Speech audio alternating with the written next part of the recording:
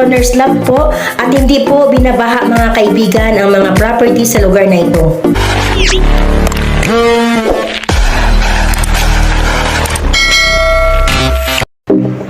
Hello mga kaibigan, mga kabing DR. Kumusta na po kayong lahat mga kaibigan? Ito naman po, may bago po akong upload na video. Ito po ay pupuntahan natin ng isang property sa Antipolo naman tayo ngayon. Sa Antipolo Hills mga kaibigan, sa Barangay San Luis mga kaibigan, ating hanapin mga kaibigan ang property na ito. Ang atin pong mga pinupuntahan na property mga kaibigan ay mga unoccupied. Pero ngunit mga kaibigan, hindi po talaga maiwasan na nakalagay sa website ni Pag-ibig ay unoccupied, pero pagdating natin sa area mga kaibigan ay ito po ay may nakatira. Pero itong unit ito mga kaibigan ay wala pong nakatira, unoccupied po talaga mga kaibigan, kaya halika na. Galing tayo mga kaibigan sa Morong, mayroon tayong pinuntahan po doon, then inopen ko po yung Waze sa bandang Zigzag Road mga kaibigan at itinuro tayo sa Silawis Extension mga kaibigan. Kaya nasa Silawis Extension na po tayo mga kaibigan, binabaybay po natin at sinusundan po natin ang itinuturo po sa atin ng Waze. Napuntahan na po natin minsan to mga kaibigan doon sa BFS na property natin mga kaibigan. Kaya tingnan na lang po ninyo mga kaibigan ang upload ko na video na yun mga kaibigan para makita nyo po ang aking mga dinadaanan. Okay po mga kaibigan, nasa Antipolo Hills na po tayo. Then may nakita po akong guardhouse. Atin pong lalapitan at tanungin po mga kaibigan. Tinanong ko po ang guard kung nasaan po yung Block 4, Lot 1 mga kaibigan ng Antipolo Hills, Barangay San Luis mga kaibigan. At ang sabi sa akin ng guard, mahirapan daw po ako maghanap dahil napakalaki po ng Antipolo Hills, napakalaki po ng Barangay San Luis mga kaibigan dahil lahat po may mga pangalan ng street.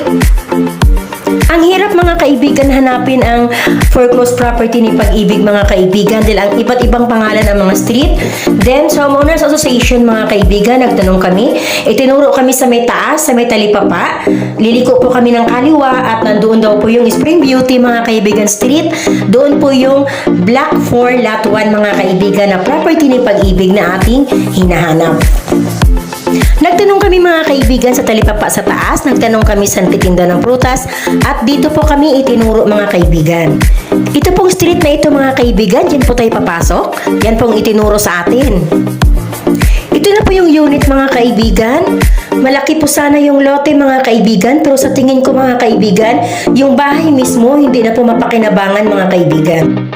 Totally mga kaibigan, kaya po nagkaganito ang bahay na ito dahil hindi na po ito pinupuntahan talaga, totally abandoned na po at nakuha na po talaga ito ni Pag-ibig kaya na foreclose. Ang details mga kaibigan ay nasa screen. Sundan na lang po ninyo ako mga kaibigan. Ito po ay public auctions with discount. Trans number 186, item number 79, acceptance of bid offer May 10 to 13, 2022 at opening nito mga kaibigan is May 18, 2022. May lot area na 144 square meter at ang minimum bid ni Pag-ibig ay 1,351,980. Ito po mga kaibigan ay single detached. Ang bawi lamang po nyo mga kaibigan, malaki-laki po tong lote na ito at corners lang po at hindi po binabaha mga kaibigan ang mga property sa lugar na ito.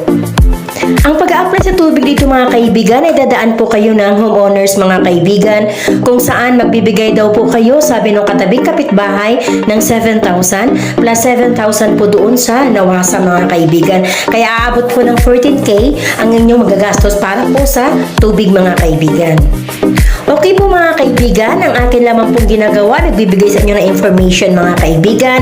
Kung desidido po kayo sa unit na ito mga kaibigan ay bisitahin nyo po mga kaibigan. Mas okay po kung kayo mismo ang makakita sa property na ito mga kaibigan bago nyo po ito ibid o bago nyo po maghulog po ng entry sa Pag-ibig mga kaibigan. Po mga kaibigan, ang announcement ni Pag-ibig, nakapaloob po dito ang inyo po mga gagawin sa inyo pong entry o sa ilagay nyo po sa sobre o kung nasaan po mga forms na inyo pong pifill upan mga kaibigan. Ito naman po mga kaibigan ang loan calculator sample mga kaibigan ni Pag-ibig. Tingnan nyo po mga kaibigan kung magkano pong mai-loan ninyong bahay. Depende po sa inyong income mga kaibigan.